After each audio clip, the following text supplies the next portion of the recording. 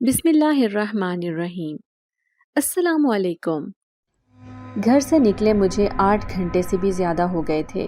चल चल कर टांगें शल हो गई थी और जिस्म में तो जैसे जान बाकी ही ना रही थी।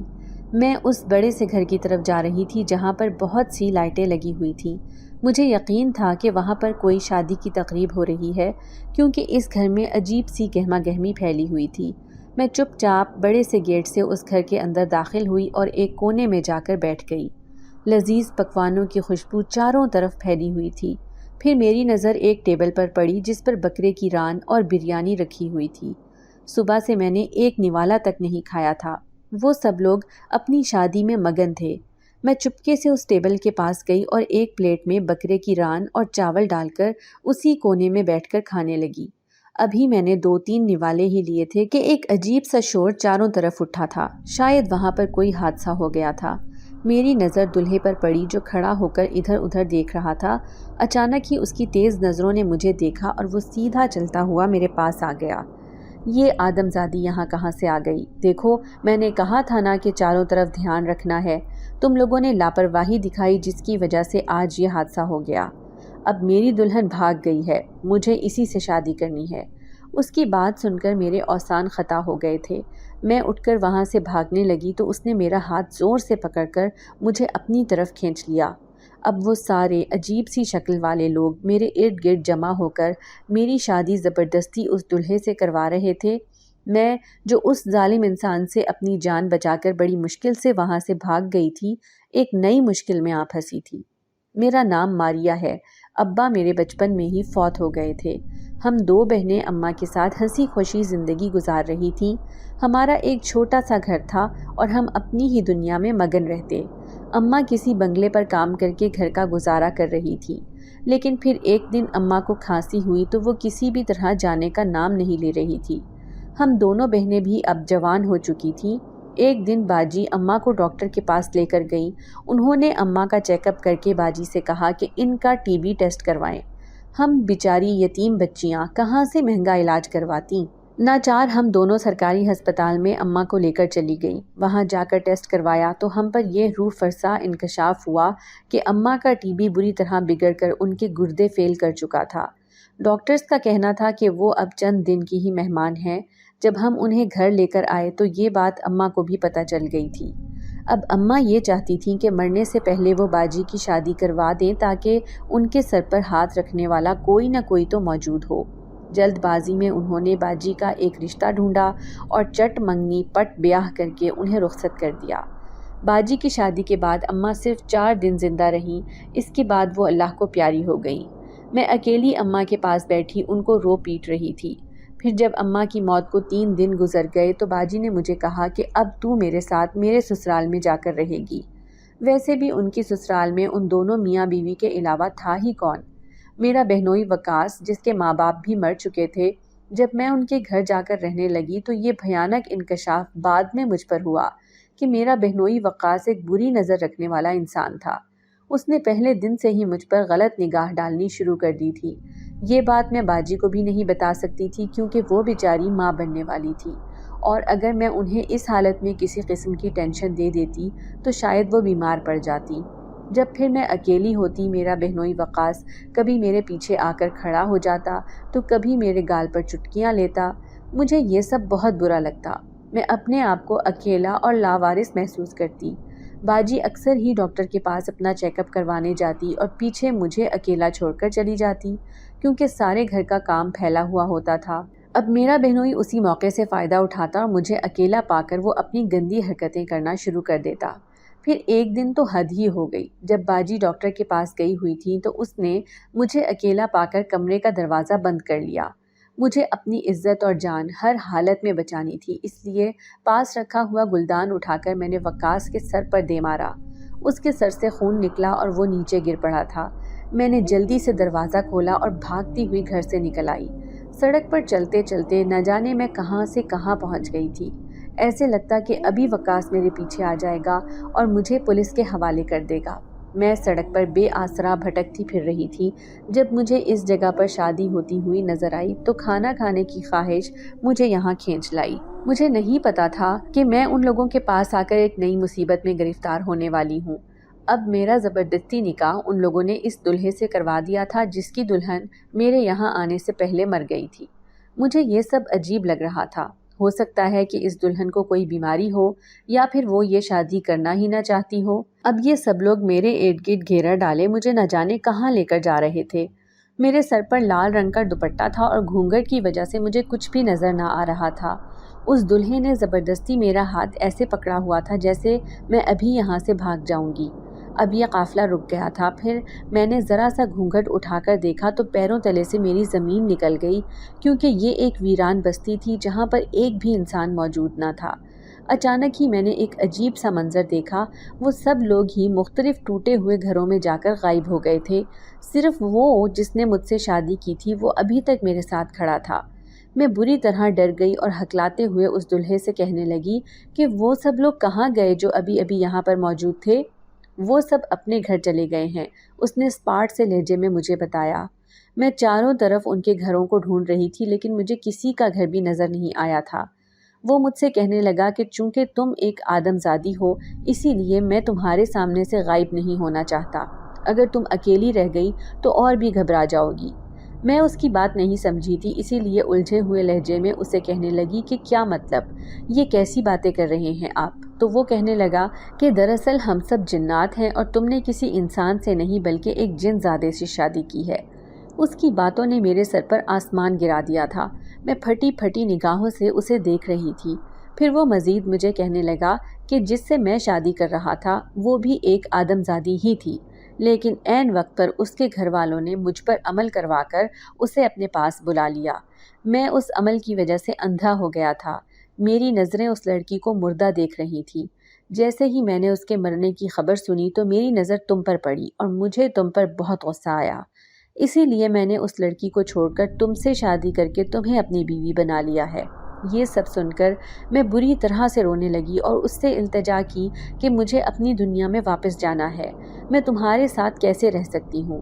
پھر وہ لاپرواہی سے کہنے لگا کہ تم تو ویسے بھی ایک لاوارث لڑکی ہو، کون سا تمہارا اس دنیا میں کوئی ٹھکانہ ہے؟ اچھا ہے تمہیں مجھ سے شادی کر کے میری صورت میں ایک ٹھکانہ تو مل گیا۔ میں اس کی کہانی سن کر نہایت پریشان تھی۔ بھلا میں کیسے ایک جن ذات کے ساتھ رہ سکتی تھی؟ دن میں وہ سب غائب ہو جاتے اور رات میں میرے سامنے ظاہر ہو جاتے۔ میں پورا دن پاگلوں کی طرح اس جنات کی بستی میں بیٹھی رہتی۔ مجھے ایسے لگتا جیسے میں یہاں رہ رہ کر پاگل ہو جاؤں گی۔ تبھی میں یہاں سے فرار ہونے کا سوچنے لگی، لیکن مجھے اس جن ذات کا خوف تھا کہ وہ اب مجھے یہاں سے نکلنے بھی نہیں دے گا۔ پھر ایک دن جب سارے جنات میرے سامنے سے غائب ہو گئے تو میں چپکے سے اس ویران علاقے سے نکل آئی۔ میں بہت تیزی سے بھاگ رہی تھی۔ مجھے ایسا لگتا تھا جیسے ابھی وہ جن ذات مجھے پکڑ کر واپس اپنے پاس لے جائے گا۔ میں بھاگتے بھاگتے ایک انسانوں کی بستی میں پہنچ گئی تھی۔ میں نے یہاں آ کر ادھر ادھر دیکھا تو سب مجھے عجیب سی نظروں سے دیکھ رہے تھے۔ میرے بال بکھرے ہوئے تھے تو منہ مٹی سے اٹا ہوا تھا، دوپٹہ بھی میرے پاس موجود نہیں تھا۔ شاید سب لوگ مجھے کوئی بھکارن سمجھ رہے تھے۔ میں وہیں سڑک کے کنارے بیٹھ گئی اور آتے جاتے لوگوں سے کھانا مانگنے لگی۔ سب لوگ میرے پاس سے منہ بنا کر گزر رہے تھے۔ تبھی ایک سفید داڑھی والا بزرگ میرے پاس آیا اور میرے سر پر ہاتھ رکھ کر کہنے لگا کہ بیٹی تم کون ہو؟ اجنبی معلوم ہوتی ہو۔ اس کا یہ شفقت بھرا لہجہ سن کر میری آنکھوں میں آنسو آ گئے۔ میں رونے لگ گئی کیونکہ بھوک اور پیاس سے ویسے ہی میری بری حالت ہو رہی تھی۔ پھر اس بزرگ نے اپنی چادر اتار کر میرے سر پر ڈالی اور کہنے لگا کہ چلو میرے ساتھ، میرے گھر چلو، تم مجھے بھکارن نہیں ایک معصوم سی لڑکی لگ رہی ہو۔ اب میں اس کے ساتھ اس کے گھر جا رہی تھی۔ جیسے ہی وہ مجھے لے کر اپنے گھر میں داخل ہوا تو سامنے ہی اس کی بیوی کھڑی تھی جس نے مجھے بہت حقارت سے دیکھا تھا۔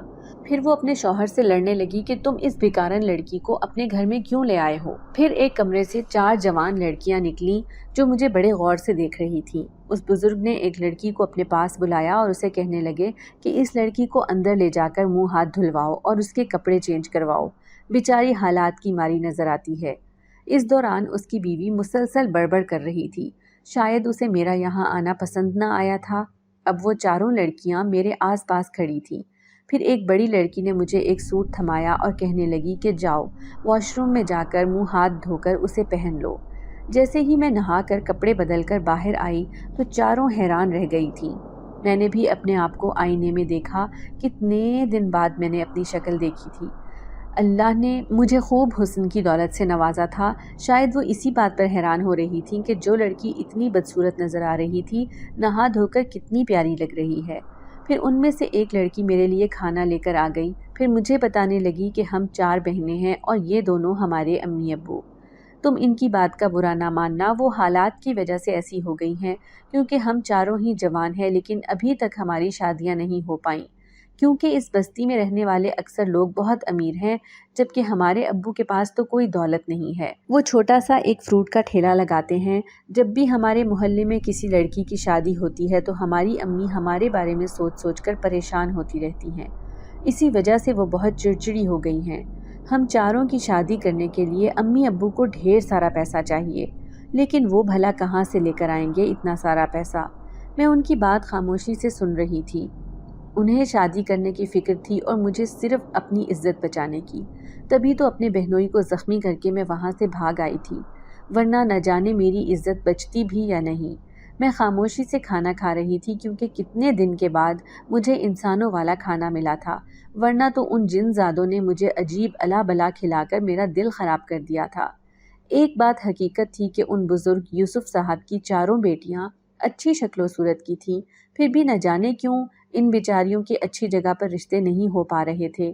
وہ چاروں ہی گھر میں سلائی کڑھائی کا کام کرتی تھیں، اب میں بھی ان کی مدد کرنے لگی، یا پھر یوسف صاحب کی بیگم جنہیں میں بھی امی کہنے لگی تھی ان کا ہاتھ کام کاج میں بٹا دیتی۔ وہ مسلسل مجھے ذلیل کیے رکھتی تھیں کیونکہ پہلے ہی یوسف صاحب پر 4 بیٹیوں اور بیوی کا بوجھ تھا، اوپر سے میں بھی ان کے گھر آ گئی تھی۔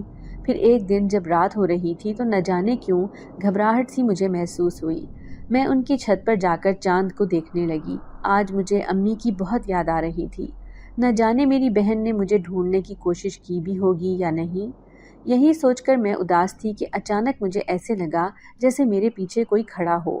کسی کی موجودگی کا احساس کر کے میں جیسے ہی پلٹی، میرے منہ سے بے اختیار چیخ نکل گئی تھی۔ میرے پیچھے وہی جنزاد کھڑا مجھے سرخ آنکھوں سے گھور رہا تھا۔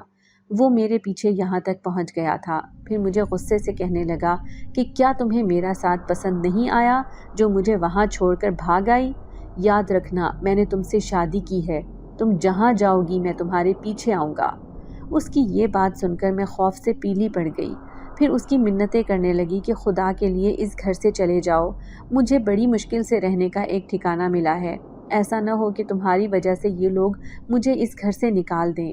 پھر وہ جن زیادہ کہنے لگا کہ میں یہاں سے ابھی تو جا رہا ہوں، لیکن یاد رکھنا تم صرف میری ہو، اور اگر تم نے یہ بات کسی کو بتائی تو مجھ سے برا کوئی نہ ہوگا، میں اب تمہیں دیکھنے اس گھر میں آتا رہوں گا۔ میرا حلق خوف سے خشک ہو گیا تھا، پھر وہ دیکھتے ہی دیکھتے وہاں سے غائب ہو گیا۔ میری چیخ سن کر یوسف صاحب کی بڑی بیٹی نائلہ بھاگتی ہوئی آئی تھی۔ وہ مجھے کہنے لگی کہ کیا ہوا تمہیں، اتنی گھبرائی ہوئی کیوں ہو؟ اب میں اسے کیا بتاتی کہ میرے سامنے کون آ گیا تھا۔ میں کہنے لگی کہ کچھ نہیں، بس مجھے ایسے لگا جیسے اس برابر والے گھر میں کوئی کھڑا ہو۔ میں نے نائلہ سے ایسے ہی بہانہ کر دیا تھا۔ پھر وہ مجھے بتانے لگی کہ ہاں جبھی تو ہم چھت پر نہیں آتے ہیں کیونکہ واقعی یہ گھر آسیب زدہ ہے۔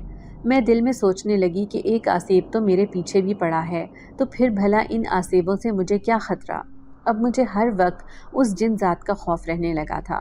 تھوڑے ہی دن کے بعد محلے میں ایک شادی کی تقریب تھی۔ نائلہ اور اس کی بہنیں شادی میں جانے کی تیاریاں کر رہی تھی، لیکن میں دیکھ رہی تھی کہ یوسف صاحب کی بیوی کس قدر غصے میں تھی۔ انہیں یہ رنج تھا کہ ایک ایک کر کے سب کی شادیاں ہو رہی ہیں، ایک میری بیٹیاں ہیں کہ سرے سے ان کا کوئی رشتہ ہی نہیں لگتا۔ میں ان دونوں بوڑھے میاں بیوی کی پریشانی کو سمجھ رہی تھی، مجھے ان پر بہت ترس آ رہا تھا۔ میں ایک دن یوں ہی اداس سیڑھیوں پر بیٹھی تھی کہ اچانک ہی میرے سامنے وہ جنزاد آ کر کھڑا ہو گیا، جسے دیکھ کر میں ڈر کر پیچھے ہوئی تو وہ مجھے بڑے پیار سے کہنے لگا کہ کیا ہوا میری شہزادی، اتنی اداس کیوں ہو؟ اس کے اس طرح سے کہنے سے میں حیران ہو گئی تھی۔ اچانک ہی میرے ذہن میں خیال آیا کہ کیوں نہ میں ان لوگوں کی پریشانیوں کا ذکر اس جنزاد سے کر کے دیکھوں۔ تبھی میں اسے کہنے لگی کہ اگر تم سچ میں مجھے اپنی بیوی سمجھتے ہو تو پھر میری پریشانیوں کو دور کرنا بھی تمہارا فرض بنتا ہے۔ وہ کہنے لگا کہ ایک بار تو مجھ سے کہہ کر دیکھو، میں تمہاری ہر پریشانی دور کر دوں گا۔ میں اس سے کہنے لگی کہ مجھے بہت سارے پیسوں کی ضرورت ہے کیونکہ میں اس گھر میں رہنے والے لوگوں کی مدد کرنا چاہتی ہوں۔ ٹھیک ہے، تمہاری یہ خواہش کل پوری ہو جائے گی، لیکن اس کے لیے تمہیں تھوڑی محنت کرنی پڑے گی کیونکہ اس بستی میں ایک پرانے قبرستان کے درخت کے نیچے جنات کا ایک بہت بڑا خزانہ دبا ہوا ہے۔ اگر تم وہ خزانہ نکال لیتی ہو تو تم اس کی اکیلی مالک بن جاؤ گی۔ وہ جنزادہ یہ کہہ کر میرے سامنے سے غائب ہو گیا۔ اب میں نے اسے یہ تو کہہ دیا تھا، لیکن میں سوچنے لگی کہ اگر میں یہ پیسے یوسف صاحب کو دوں گی تو وہ یہ ضرور پوچھیں گے کہ آخر یہ پیسے کہاں سے آئے ہیں۔ اب میں سوچنے لگی کہ کوئی ایسا طریقہ نکالا جائے جس سے انہیں مجھ پر کوئی شک نہ ہو کہ ایک جن زادہ میرے پیچھے پڑا ہوا ہے۔ ایک دن میں نائلہ سے کہنے لگی کہ میرے پاس ایک ایسا راز ہے جسے پا کر تم سب لوگوں کی قسمت بدل جائے گی۔ اسے بڑا تجسس ہوا، وہ کہنے لگی کہ اچھا کیسا راز؟ تو میں نے کہا کہ اس بستی کا جو پرانا قبرستان ہے وہاں ایک پرانا درخت ہے جس کے نیچے جنات کا خزانہ دبا ہوا ہے۔ میری اس بے وقوفانہ بات پر وہ بے اختیار مسکرا دی، پھر کہنے لگی کہ اچھا ہماری بستی کے قبرستان کا آج تک ہمیں تو پتہ نہ چلا، تمہیں کیسے پتہ چل گیا؟ تو میں اسے کہنے لگی کہ مجھے اس طرح پتہ چلا کیونکہ میرے تعلقات جنات کے ساتھ ہیں۔ وہ دم بخود مجھے دیکھ رہی تھی، شاید اسے میری باتوں پر یقین نہیں آ رہا تھا۔ پھر میں نے اس سے کہا کہ اگر تم کسی کو بھی نہ بتائے بغیر میرے ساتھ یہ کام کرنے پر تیار ہو تو میں تمہیں ایک سچائی بتاتی ہوں۔ پھر اس نے مجھ سے وعدہ کیا کہ وہ یہ بات کسی کو بھی نہیں بتائے گی۔ ویسے بھی میری اور اس کی اچھی خاصی دوستی ہو چکی تھی۔ پھر میں اسے بتانے لگی کہ کس طرح سے میں اپنے ظالم بہنوئی سے بچ کر بھاگ گئی تو راستے میں ایک ویران جگہ پر مجھے جن زادوں کا ایک ٹولہ ملا جس نے زبردستی میری شادی اس دلہے سے کروا دی جو ایک آدم زادی سے شادی کرنا چاہتا تھا۔ وہ مجھے اپنے ساتھ اپنی دنیا میں لے گیا تھا، لیکن کسی بھی طرح میں پیچھا چھڑا کر یہاں بھاگ آئی۔ اب وہ میرے پاس آتا ہے اور اس نے مجھ سے وعدہ کیا ہے کہ وہ تم سب لوگوں کی مدد کر کے تمہیں بھی اس بستی کے باقی لوگوں کی طرح امیر کر دے گا۔ اس خزانے کا راز مجھے اس جن زادے نے ہی بتایا ہے۔ کیوں نہ ہم دونوں جا کر دیکھیں کہ اس کی بات میں حقیقت ہے یا یہ صرف ایک من گھڑت بات ہے؟ نائلہ بھی بہت جوش میں آ کر کہنے لگی کہ ٹھیک ہے، ہم دونوں یہ کام ضرور کریں گے، لیکن یہ کام ہمیں سب سے چھپ کر کرنا ہوگا کیونکہ امی اور ابا کو اگر اس بارے میں پتہ چل گیا تو وہ بہت غصہ کریں گے۔ پھر ہم دونوں پلاننگ کرنے لگے کہ کس وقت ہم اس خزانے کو جا کر ڈھونڈیں گے۔ پھر دوسری رات سب گھر والے گہری نیند میں سو گئے، لیکن میں اور نائلہ جاگ رہے تھے اور چپکے آپس میں باتیں بھی کر رہے تھے۔ جب ہمیں یہ یقین ہو گیا کہ سب گھر والے سو چکے ہیں تب ہم بستر سے اٹھے اور ہم دونوں نے ایک بڑی سی چادر اوڑھی اور چپکے سے گھر سے نکل آئے۔ گلی میں وحشت ناک سناٹا پھیلا ہوا تھا کیونکہ اس بستی کے لوگ سرے شام ہی سونے کے عادی تھے۔ یوں آدھی رات کو قبرستان میں جانا کسی دہشت سے کم تو نہیں تھا، لیکن خزانے کا لالچ مجھے اور نائلہ کو وہاں جانے پر مجبور کر رہا تھا۔ جیسے ہی ہم قبرستان پہنچے یہ دیکھ کر ہمارے ہوش اڑ گئے کہ وہاں کا گورکن ابھی تک جاگ رہا تھا اور قبروں کے درمیان چہل قدمی کر رہا تھا۔ اب تو میرے ساتھ نائلہ بھی بری طرح گھبرا گئی۔ ہم منتظر تھے کہ کب یہ ادھر ادھر ہو اور ہم اپنا کام کریں۔ تھوڑی دیر کھڑا رہنے کے بعد اب وہ اپنے اس چھوٹے سے مکان میں چلا گیا جہاں پر وہ رہتا تھا۔ اب ہم دونوں کے لیے موقع اچھا تھا، ہمیں اس پرانے درخت کو ڈھونڈنا تھا جس کے نیچے وہ خزانہ دفن تھا۔ میں تو اس قبرستان کو پہلی دفعہ دیکھ رہی تھی، لیکن نائلہ یہاں پر پہلے بھی بہت دفعہ آ چکی تھی۔ بہت عجیب اور خوفناک منظر تھا۔ سارے ہی درخت رات کی تاریکی میں بہت پراسرار لگ رہے تھے۔ پھر میری نظر ایک درخت پر پڑی جو بے حد گھنا اور سب سے بڑا لگ رہا تھا۔ مجھے افسوس ہوا کہ اس جن زادے سے ہی مدد مانگ لیتی۔ اگر میں اسے یہ کہتی کہ تم یہاں پر پہنچ جانا تو شاید وہ مدد کرنے کی غرض سے یہاں پر آ جاتا۔ پھر میں نے نائلہ کو اس درخت کی طرف اشارہ کر کے کہا کہ مجھے سب سے پرانا درخت یہی لگتا ہے، چلو ہم اس کے پاس جا کر دیکھتے ہیں۔ اب ہم دونوں اس پرانے درخت کے نیچے پہنچ گئے تھے۔ ایک تو ہمیں قبرستان کا خوف تھا، دوسری طرف ہمیں یہ بھی ڈر تھا کہ کہیں گورکن ہماری یہ حرکت نہ دیکھ لے کہ بھلا رات کے اس پہر دو جوان لڑکیاں قبرستان میں کیا کر رہی ہیں۔ سب سے بڑی غلطی تو ہم نے یہ کی تھی کہ زمین کھودنے کے لیے ہم اپنے ساتھ کچھ بھی نہیں لائے تھے۔ میں نے وہاں پر ایک پرانی لکڑی کی مدد سے ہی زمین کو کھودنا شروع کر دیا۔ ابھی ہم دونوں مل کر زمین کو کھود ہی رہے تھے کہ ہمیں کسی کے رونے کی آوازیں آنے لگی۔ ہم دونوں دہشت سے کھڑے ہو کر ادھر ادھر دیکھنے لگے۔ کبھی آواز دائیں طرف سے آتی اور کبھی بائیں طرف سے۔ پھر آوازیں آنا بند ہوئیں تو ہم نے دوبارہ زمین کو کھودنا شروع کر دیا، لیکن پھر کسی کے زور زور سے ہنسنے کی آوازیں آنے لگی۔ ایسے لگ رہا تھا کہ جیسے کوئی تھا جو ہمیں وہاں سے بھگانا چاہتا تھا۔ نائلہ کی رنگت خوف سے پیلی پڑی ہوئی تھی۔ میں بھی کم خوفزدہ نہیں تھی، لیکن ان سب کی زندگیوں کو بدلنے کا خواب لے کر ہی میں اس خزانے کو ڈھونڈنے یہاں آئی تھی۔ میں نائلہ کو کہنے لگی کہ ہمیں اس پرانے درخت کا پتہ تو چل گیا ہے، تو پھر کیوں نہ ہم کل دوبارہ کوشش کرتے ہیں، ویسے بھی یہ کام ایک دن میں کرنے والا نہیں ہے۔ نائلہ میری بات سے متفق تھی۔ ویسے بھی کام کرنا اتنا مشکل نہیں تھا، لیکن خوف کی وجہ سے ہمارے ہاتھ کانپ رہے تھے۔ پھر ہم دونوں نے اس درخت کے پاس ایک نشانی رکھی تاکہ کل جب ہم یہاں آئیں تو ہمیں یاد رہے کہ یہ درخت وہی ہے جس کے نیچے خزانہ دفن ہے۔ اپنا کام کر کے اب ہم تیز قدموں سے چلتے ہوئے گھر کی طرف جا رہے تھے۔ ہم دونوں کے کپڑوں اور چہروں پر مٹی لگی ہوئی تھی۔ ایسے لگ رہا تھا جیسے ہم کوئی بہت بڑا کام کر کے آ رہے ہیں۔ شکر تھا کہ گھر میں کوئی جاگا ہوا نہیں تھا اور نہ ہی ہمیں کسی نے گلی میں دیکھا تھا۔ پھر ہم دونوں جلدی سے واش روم میں گئے اور منہ ہاتھ دھو کر بستر پر لیٹ کر سو گئے۔ صبح میرے سر میں بہت درد ہو رہا تھا اور نائلہ کی بھی یہی حالت تھی۔ وہ کپڑے سلائی کر رہی تھی جبکہ میں کچن میں کھڑی ہو کر برتن دھو رہی تھی۔ یوسف صاحب کی بیگم کا حسب معمول آج بھی موڈ بہت خراب تھا۔ ان کی سب سے بڑی بیٹی 30 سال کی ہونے والی تھی۔ وہ ایک ماں تھی اور جتنا بیٹی کے بارے میں ماں سوچ سکتی ہے شاید اتنا کوئی نہ سوچ سکے۔ وہ بھی اپنی چاروں بیٹیوں کے ہاتھ پیلے کر کے انہیں رخصت کرنا چاہتی تھی۔ پھر جب میں کام سے فارغ ہوئی تو میں نے دیکھا کہ نائلہ اکیلی ہی مشین پر بیٹھی سلائی کر رہی تھی۔ میں اس کے پاس گئی اور اس سے کہنے لگی کہ آج پھر ہم اپنا کام کریں گے، لیکن آج گھبرانے کی ضرورت نہیں، کیونکہ میں نے سوچ لیا ہے کہ میں اس کام میں اس جن زادے کی مدد لوں گی۔ نائلہ حیرت سے مجھے دیکھ رہی تھی، لیکن میں نے اسے کہہ دیا تھا کہ فکر کرنے کی ضرورت نہیں، مجھے یقین ہے کہ وہ ہماری مدد ضرور کرے گا۔ اب میں کسی بہانے چھت پر جانا چاہتی تھی۔ پھر میں نے گھر پر پڑے ہوئے کچھ کپڑے دھوئے اور انہیں بہانے سے چھت پر لے جا کر سکھانے لگی۔ میں اب آنکھیں بند کر کے دل ہی دل میں اس جن زادے کو یاد کرنے لگی۔ اچانک ہی مجھے اپنے وجود پر عجیب سی نظروں کی تپش محسوس ہوئی۔ میں نے آنکھیں کھول کر دیکھا تو میرے سامنے وہی جن زادہ کھڑا مجھے دیکھ رہا تھا۔ میں اسے کہنے لگی کہ مجھے تمہاری مدد کی ضرورت ہے، ہم اکیلے یہ کام نہیں کر سکتے۔ تو وہ مجھے کہنے لگا کہ جس جگہ پر یہ خزانہ دبا ہوا ہے وہاں پر شیطانی مخلوقات کا بسیرا ہے جو تمہیں ڈرانے کی کوشش کریں گی۔ وہ شیطانی مخلوق بہت طاقتور ہیں، میں ان کا مقابلہ نہیں کر سکتا۔ اس چاند کی 14ویں تاریخ میں ایک خاص عمل کروں گا جس کی وجہ سے میری طاقت میں مزید اضافہ ہو جائے گا۔ اگر تمہیں میری مدد چاہیے تو تمہیں اس دن کا انتظار کرنا ہوگا۔ آج چاند کی پہلی تاریخ تھی اور اس کام میں مزید 14 دن لگ جانے تھے۔ میں اس کی بات پر سر ہلانے لگی اور پھر میں نے یہ بات جا کر نائلہ کو بتا دی۔ وہ بھی کہہ رہی تھی کہ ہمیں اکیلے یہ کام نہیں کرنا چاہیے، ایسا نہ ہو کہ ہم کسی مشکل میں گرفتار ہو جائیں۔ اور پھر جب وہ جن زادہ کہہ رہا ہے کہ وہ ہماری مدد کرے گا تو ہمیں اس کی بات مان لینی چاہیے۔ پھر نائلہ کے کہنے پر میں نے اس رات قبرستان جانے کا فیصلہ نہیں کیا تھا۔ جب بھی میں اکیلی بیٹھی ہوتی وہ اکثر ہی میرے سامنے آ جاتا۔ میں جان چکی تھی کہ وہ اب مجھے ایسے ہی تنگ کرتا رہے گا۔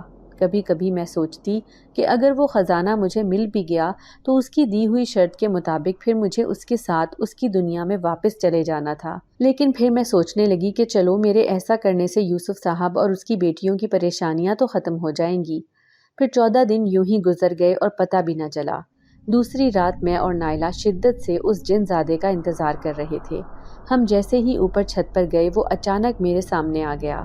نائلہ کو اس کے آنے کی خبر بھی نہ ہوئی تھی کیونکہ اس نے اپنے آپ کو صرف میرے سامنے ظاہر کیا تھا۔ پھر میں نے اس جن زادے سے پوچھا کہ کیا تم نے وہ طاقتیں حاصل کر لی ہیں جس کی بنا پر تم ہماری مدد کرو گے؟ وہ کہنے لگا کہ ہاں، میں نے اپنا عمل پورا کر لیا ہے، اب میرے اندر اتنی طاقت ہے کہ میں اس شیطانی مخلوق کا مقابلہ کر سکوں۔ تم نے وہاں جا کر کام کرنا ہے اور میں ان پر نظر رکھوں گا۔ جیسے ہی وہ تمہیں تنگ کرنے کے لیے تمہارے پاس آئیں گی میں اپنی طاقت سے انہیں وہیں روکے رکھوں گا۔ پھر میں نہ سمجھی سے اس جن زادے کو کہنے لگی کہ آخر اس خزانے سے اس شیطانی مخلوق کا کیا تعلق ہے؟ وہ جنزادہ مجھے کہنے لگا کہ دراصل ایک شیطانی عامل تھا جس نے لوگوں کو مختلف شیطانی عمل کر کے دیے تھے اور بدلے میں ان سے ان کی قیمتی چیزیں وصول کی تھی۔ اس نے اپنے پاس ڈھیر سارا خزانہ جمع کر لیا تھا جس کی حفاظت کرنا اس کے لیے ناممکن تھا۔ یوں اس نے اندھیری رات میں ایک خطرناک چلہ کیا جس سے کئی شیطانی مخلوق اس کے قبضے میں آ گئی تھی۔ پھر اس نے عمل کر کے وہ خزانہ زمین کے نیچے دفن کیا اور اس کی رکھوالی کے لیے اس ساری شیطانی مخلوق کو وہاں پر باندھ دیا۔ کئی لوگوں نے اس خزانے کو حاصل کرنے کی کوشش کی ہے، لیکن کوئی بھی انسان وہاں تک جانے سے پہلے ہی ڈر کر واپس آ جاتا ہے۔ لیکن میں ایک جنزادہ ہوں اور مجھے بہت سی طاقتیں حاصل ہیں، تو اس لیے میں اس سلسلے میں تم دونوں کی بھرپور مدد کر سکتا ہوں۔ اس خزانے کی یہ خطرناک کہانی سن کر تو میرے رونگٹے کھڑے ہو گئے تھے۔ میں سوچنے لگی کہ ایسا نہ ہو کہ مجھے اور نائلہ کو کوئی نقصان پہنچ جائے۔ خزانے کے لالچ میں اکثر ہی انسانوں کا نقصان ہو جاتا ہے۔ پھر ہم دوے پاؤں گھر سے نکلے اور ہمارا رخ قبرستان کی طرف تھا۔ گورکن رات کو وہاں پہرا دیتا تھا، اس سے نظر بچا کر ہمیں اپنا کام کرنا تھا۔ جیسے ہی وہ اپنے گھر میں گھسا ہم فوراً ہی اس درخت کے نیچے پہنچ گئے تھے۔ نشانی کے طور پر ہم نے وہاں لال کپڑا باندھ رکھا تھا تاکہ یاد رہے کہ یہ وہی پرانا درخت ہے جس کے نیچے خزانہ مدفون ہے۔ آج ہم اپنے ساتھ زمین کھودنے والی کھرپی بھی لائے تھے۔ میں نوکیلی لکڑی سے زمین کھود رہی تھی اور نائلہ کھرپی چلا چلا کر زمین کی مٹی ہٹا رہی تھی۔ ابھی تھوڑی ہی زمین کھودی تھی کہ اچانک تیز ہوا چلنے لگی۔ درختوں کے پتے اڑ کر ہمارے منہ پر لگ رہے تھے۔ ایسے لگتا تھا کہ چاروں طرف لال آندھی آ گئی ہو۔ موسم کی اس تبدیلی پر ہم دونوں گھبرا گئے تھے۔ ہم جیسے ہی ڈر کر کھڑے ہونے لگے تو میرے کانوں میں جنزادے کی آواز آئی جو مجھے کہہ رہا تھا کہ ڈرنے کی ضرورت نہیں، یہ سب شیطانی مخلوق تمہیں ڈرانے کی کوشش کر رہی ہیں، تم اپنا کام جاری رکھو۔ خوف سے بے تحاشا پسینے آ رہے تھے۔ زمین کھود کھود کر ہم تھک گئے تھے، لیکن وہ خزانہ تھا کہ ہمیں نظر ہی نہ آیا تھا۔ اچانک ہی وہ مٹی جو ہم نے کھود کر سائڈ پر رکھی تھی اکٹھی ہو کر ایک طرف کو ہوئی اور اسی گڑھے میں واپس بھر گئی۔ ہم ویسے ہی تھکن سے نڈھال ہو چکے تھے، یہ دیکھ کر تو ہمارے اوزان خطا ہو گئے۔ پھر نائلہ مجھے کہنے لگی کہ چلو، اس سے پہلے کہ گورکن کی نظر ہم پر پڑے، ہم کل آ کر دوبارہ اپنا کام شروع کرتے ہیں۔ اس کی بات صحیح تھی کیونکہ ہمارے اندر اب اتنی ہمت نہیں تھی کہ ہم مزید کام کر سکتے۔ اب ہم دونوں مایوسی سے گھر کی طرف جا رہے تھے۔ جیسے ہی ہم دونوں گھر میں داخل ہوئے تو ہمارے پیروں تلے سے زمین نکل گئی کیونکہ یوسف صاحب جاگ رہے تھے اور وہ صحن میں بیٹھے پانی پی رہے تھے۔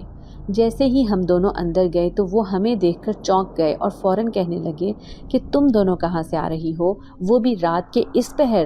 ان کی آواز میں غصہ تھا۔ نائلہ گھبرائے ہوئے لہجے میں انہیں کہنے لگی کہ ابو، میں اسے خالہ نسرین کے گھر لے کر گئی تھی، اس کے پیٹ میں درد تھا، میں ان سے گولی لینے گئی تھی۔ اگرچہ وہ ہماری بات سن کر مطمئن نہ ہوئے تھے لیکن پھر بھی سر ہلا دیا تھا۔ پھر ہم دونوں جلدی سے کمرے میں گھس گئے۔ نائلہ مجھے کہنے لگی کہ آج تو بال بچ گئے ہیں، ابو نے ہمیں دیکھ لیا، شکر ہے کہ بروقت مجھے بہانہ سوجھ گیا۔ میں بھی اس کی ہاں میں ہاں ملانے لگی اور اس سے کہنے لگی کہ آئندہ ہمیں احتیاط کرنی ہوگی۔ دوسرے دن ہم تھکے تھکے پورے گھر میں کام کرتے پھر رہے تھے۔ نائلہ کی بڑی بہن مدیحہ باجی نے مجھ سے پوچھا بھی کہ آج تمہیں کیا ہوا ہے، تمہارا چہرہ اتنا کیوں اترا ہوا ہے؟ میں نے انہیں بہانہ بنا کر ٹال دیا کہ میری طبیعت ٹھیک نہیں۔ میں کمرے میں گئی تو ایک چادر پر ڈھیروں چنبیلی اور گلاب کے پھول رکھے ہوئے تھے جنہیں نائلہ کی دونوں بہنیں دھاگوں میں پرو پرو کر ان کے ہار بنا رہی تھی۔ میں نے حیرت سے پوچھا کہ یہ آپ لوگ کیا کر رہی ہیں؟ تو وہ کہنے لگی کہ ہمارے محلے میں شادی ہے، انہوں نے ہمیں پھول بنانے کا آرڈر دیا ہے، ہم یہ سارے پھول بنا لیں گے تو ہمیں اچھے خاصے پیسے ملیں گے۔ میں ان پھولوں کو دیکھ کر خوش ہو رہی تھی کیونکہ مجھے گلاب اور چنبیلی کے پھول بہت پسند تھے۔ پھر میں مدیحہ باجی سے کہنے لگی کہ کیا میں یہ پھول لے سکتی ہوں؟ انہوں نے مجھے اجازت دی تو میں نے 2 خوبصورت گجرے اٹھا کر اپنے ہاتھوں میں پہن لیے۔ پھر میں یوسف صاحب کی بیوی سے نظر بچا کر اوپر چھت پر چلی گئی۔ ابھی میں کھڑی ہی تھی کہ اچانک وہ جنزادہ میرے سامنے آ گیا۔ وہ کہنے لگا کہ آج تو تم بہت اچھی لگ رہی ہو اور تمہاری خوشبو محسوس کر کے ہی میں تمہارے سامنے آیا ہوں۔ اس کی بات سن کر میں ناراضگی سے کہنے لگی کہ میں نے تمہیں ایک کام کا بولا تھا اور وہ بھی ابھی تک تم سے نہیں ہوا ہے۔ تو وہ کہنے لگا کہ آج کی رات میں تم دونوں کے ساتھ مل کر ہر حال میں وہ خزانہ نکالنے میں تمہاری مدد کروں گا۔ اس کی یہ بات سن کر میں خوش ہو گئی تھی۔ پھر کافی دیر تک میں اس سے باتیں کرتی رہی۔ اب مجھے ایسا لگتا کہ اس جن زادے کے روپ میں میرے ساتھ کوئی ساتھی موجود ہے۔ اس سے میں اپنے دل کی ہر بات کر لیا کرتی تھی۔ آج جیسے ہی آدھی رات ہوئی، میرے اور نائلہ کے قدم اس قبرستان کی طرف اٹھ رہے تھے۔ آج میں نے اور نائلہ نے ایک دوسرے کو کہہ دیا تھا کہ چاہے کچھ بھی ہو جائے ہم نے ہمت نہیں ہارنی اور اپنا کام پورا کر کے ہی آنا ہے۔ آج بوڑھا گورکن بھی قبرستان میں موجود نہیں تھا۔ ہم نے ایک بار پھر کام کرنا شروع کر دیا۔ ابھی تھوڑی ہی دیر ہوئی تھی کہ اچانک بہت سی چمگادڑیں اڑتی ہوئی آئیں اور ہمارے سر کے اوپر سے گزرتی ہوئی چلی گئیں۔ اتنی بڑی بڑی چمگادڑیں میں نے اپنی زندگی میں پہلی بار دیکھی تھی۔ دہشت ناک سناٹا دل دہلا رہا تھا۔ وہ جن زیادہ ویسے تو مجھے ہر جگہ نظر آتا، لیکن جیسے ہی ہم قبرستان میں آتے وہ میرے ساتھ تو ہوتا لیکن دکھائی نہ دیتا۔ ہم دونوں نے جلدی جلدی کافی زمین کھود ڈالی تھی۔ ابھی ہم اپنے کام میں مصروف تھے کہ اچانک مجھے کسی کے کراہنے کی آواز آئی۔ ہم دونوں کام روک کر اس آواز کی سمت جانے لگے۔ یہ دیکھ کر حیران رہ گئے کہ اس درخت کے پیچھے ایک عورت بیٹھی رو رہی تھی جس کا ہاتھ بری طرح سے زخمی تھا۔ اسے شاید ہماری مدد کی ضرورت تھی۔ یہ سوچ کر ہم جیسے ہی اس کے قریب جانے لگے تو اچانک میرے کانوں میں جن زادے کی آواز آئی، خبردار اس کے قریب نہ جانا، اگر تم دونوں اس کے پاس گئی تو اس نے تمہیں دبوچ لینا ہے۔ میں نے فوراً ہی نائلہ کا ہاتھ تھام کر اسے وہاں جانے سے روک لیا تھا۔ پھر میں اس کے کان میں کہنے لگی کہ یہ شیطانی مخلوق ہے جو ہمیں بے وقوف بنا رہی ہے۔ اب ہم واپس اپنے کام میں مصروف ہو گئے اور جلدی جلدی زمین کھودنے لگے۔ آخر کار ہماری محنت رنگ لائی اور ہمیں وہ چھوٹا سا صندوق نظر آ گیا۔ ہمیں پورا یقین تھا کہ یہی وہ صندوق ہے جس میں ڈھیر سارا خزانہ دفن ہے۔ ہم دونوں کی خوشی کی انتہا نہ رہی تھی۔ ہم جب خزانہ نکال رہے تھے تو ہمارے کانوں میں تیز تیز رونے کی آوازیں آنے لگیں۔ پھر وہ آوازیں خوفناک چیخوں میں بدل گئیں، لیکن جن زادے نے ہدایت دے دی تھی کہ ان آوازوں پر بالکل بھی دھیان نہیں کرنا۔ پھر میں نے چھوٹا سا صندوق اپنی چادر میں چھپایا اور اب ہم خوشی خوشی گھر کی طرف جا رہے تھے۔ بالآخر اس جن زادے کی مدد سے ہم نے وہ قیمتی خزانہ حاصل کر لیا تھا۔ ہم دونوں نے سب سے چھپ کر جب وہ صندوق کھول کر دیکھا تو اس خزانے کی چمک سے ہماری آنکھیں خیرہ ہو گئیں۔ اس میں خوبصورت قیمتی ہار، سونے کے کنگن اور انگوٹھیاں وغیرہ موجود تھیں۔ اب ہم مستقبل کی باتیں کرنے لگے تھے۔ نائلہ بہت خوش تھی اور کہہ رہی تھی کہ ابو اور امی کی پریشانیاں اب ختم ہو جائیں گی۔ سب سے پہلے مدیحہ اور سبیحہ باجی کی شادی کریں گے، اس کے بعد میری اور رقیہ کی۔ پھر کہنے لگی کہ تم سب سے چھوٹی ہو، سب سے آخر میں ابو تمہاری شادی کریں گے۔ اس کی بات سن کر میں اداس ہو گئی اور سوچنے لگی کہ اس بیچاری کو یہ نہیں معلوم کہ ان سب کی پریشانیاں ختم ہونے کے بعد وہ جن زادہ مجھے اپنی دنیا میں واپس لے جائے گا اور آخر میرا ٹھکانہ وہی ہوگا۔ میں تو کسی انسان سے شادی کر ہی نہیں سکتی کیونکہ وہ جن زادہ ایسا ہونے ہی نہیں دے گا۔ دوسرے دن سارے گھر والے ایک کمرے میں موجود تھے۔ اب میں نے اور نائلہ نے فیصلہ کیا کہ ہمیں اس خزانے کو سب کے سامنے ظاہر کر دینا ہے۔ یہی سوچ کر میں وہ صندوق اٹھا کر لائی اور میں نے یوسف صاحب کے ہاتھ میں تھما دیا۔ وہ صندوق دیکھ کر حیران تھے۔ پھر جیسے ہی کھولا تو سب کے منہ سے چیخیں نکل گئیں کیونکہ وہ خزانہ ان سب کی قسمت بدلنے والا تھا۔ لیکن یوسف صاحب نے مجھے کہہ دیا تھا کہ جب تک تم اس خزانے کو پانے کی پوری بات نہیں بتاؤ گی میں یہ ہرگز نہیں رکھوں گا۔ پھر میں نے انہیں ساری بات بتا دی، صرف یہ نہیں بتایا کہ اس جن زادے نے اس شرط پر مجھے اس خزانے کا پتہ بتایا تھا کہ مجھے اس کے ساتھ اس کی دنیا میں جانا ہوگا۔ اب یوسف صاحب کی بیوی کی خوشی دیکھنے والی تھی۔ وہ کہنے لگی کہ اب میں اپنی چاروں بیٹیوں کی دھوم دھام کے ساتھ شادی کروں گی۔ پھر مجھے کہنے لگی کہ تمہاری شادی میں سب سے آخر میں کروں گی اور تمہیں ہرگز رخصت نہیں کروں گی بلکہ تمہارے شوہر کو گھر داماد بنا کر اپنے پاس رکھوں گی۔ ان کی بات سن کر میں مسکراتی رہی لیکن دل ہی دل میں اداسی محسوس کر رہی تھی۔ پھر اس خزانے میں سے تھوڑا سا خزانہ بیچ کر یوسف صاحب نے اپنی دونوں بیٹیوں کا جہیز تیار کر لیا تھا۔ اور پھر جیسے ہی گھر میں دولت کی ریل پیل ہوئی، اس بستی سے امیر لوگوں کے رشتے ان کی بیٹیوں کے لیے آ گئے تھے۔ شادی طے ہونے کے بعد اس گھر میں اب شادی کی تیاریاں چل رہی تھیں۔ میں بھی بڑھ چڑھ کر حصہ لے رہی تھی۔ زندگی میں پہلی بار جوان ہونے کے بعد میں کسی کی شادی دیکھ رہی تھی۔ اس دن یوسف صاحب، ان کی بیوی اور ساری بیٹیاں بازار گئی ہوئی تھیں۔ میں اور نائلہ صرف گھر پر اکیلے تھے۔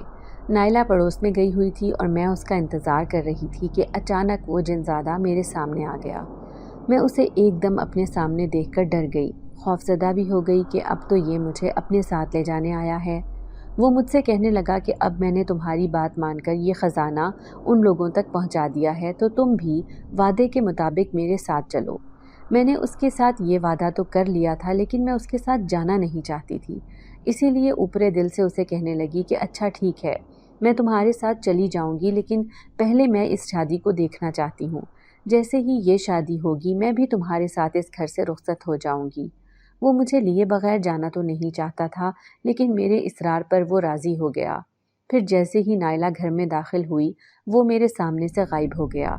नायला मेरी पीली रंगत देखकर कहने लगी कि तुम्हें क्या हुआ है जो तुम बिल्कुल जर्द हो रही हो।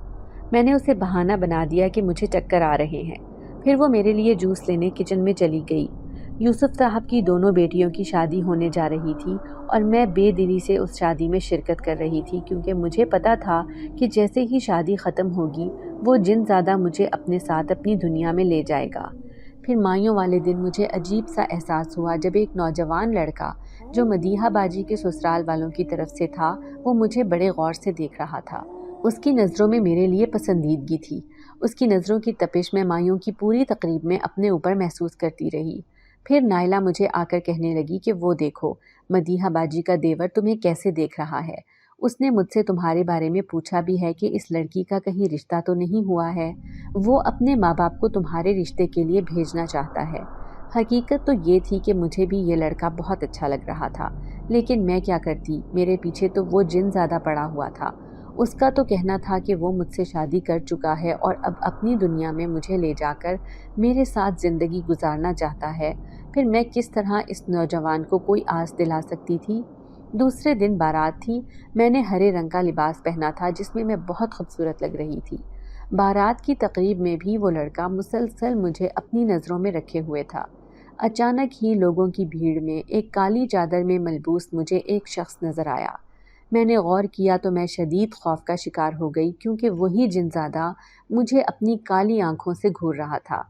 शुक्र था कि मैंने उस लड़के से ज़्यादा बात नहीं की थी कि कहीं वो मुझे या उसे कोई नुकसान ना पहुंचा देता। जैसे ही शादी ख़त्म हुई तो मैं उदासी से सीढ़ियों पर बैठी रो रही थी। मुझे मालूम था कि इस घर में मेरा आज आखिरी दिन है। अचानक कोई दरवाज़ा खोलकर अंदर आया। मैंने नज़रें उठाकर देखा तो हैरान रह गई। वो लड़का अपने माँ बाप के साथ यूसुफ साहब से मेरा रिश्ता लेने के लिए आया था। फिर यूसुफ साहब ने बग़ैर मेरी रजामंदी के मेरे रिश्ते के लिए हाँ कर दी। जैसे ही उन्होंने हाँ की तो मैं सबके सामने रोने लगी। मेरे रोने पर सब हैरान रह गए थे। फिर यूसुफ साहब की बीवी ने ऐसे ही बात बना दी कि बच्ची शायद अपने माँ बाप को याद करके रो रही है। मैं रोते हुए छत पर चली गई। जैसे ही पलटी तो मेरे पीछे वही लड़का मुझे खड़ा बड़ी गौर से देख रहा था। फिर कहने लगा कि मुझे आप बहुत परेशान नजर आती हैं। क्या वजह है कि आप मेरे साथ रिश्ता तय होने पर जब से रोए ही जा रही हैं। तो मैं उसे कहने लगी कि तुम मेरे साथ शादी नहीं कर सकते, क्योंकि एक जिन ज़्यादा पहले ही मुझसे शादी कर चुका है।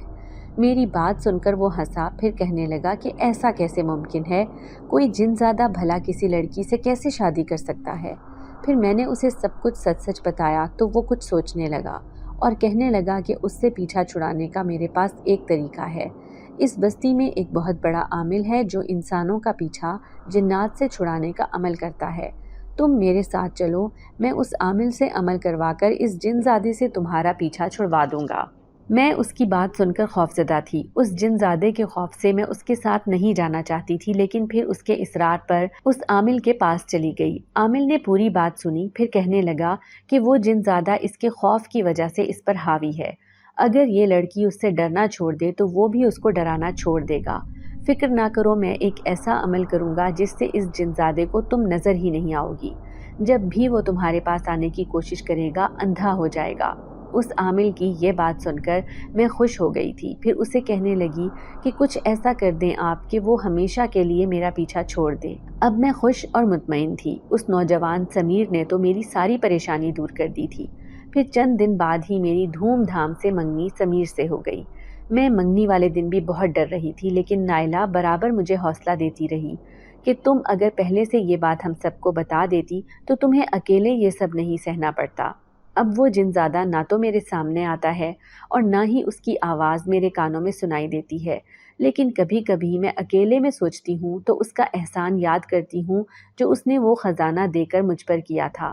بھلے ہی میں دل سے اس کی احسان مند ہوں، لیکن اپنی اس دنیا کو چھوڑ کر بھلا اس جن زادے کی دنیا میں اس کے ساتھ کیسے جا سکتی تھی؟ اگر آپ کو آج کی ہماری کہانی پسند آئی ہے تو اسے لائک کیجیے اور اپنے پیاروں کے ساتھ شیئر کیجیے، اور ہاں، اگر آپ نے ابھی تک ہمارا چینل سبسکرائب نہیں کیا تو ضرور کیجیے۔ ملتے ہیں کل ایک نئی اور دلچسپ کہانی کے ساتھ، تب تک کے لیے اللہ حافظ۔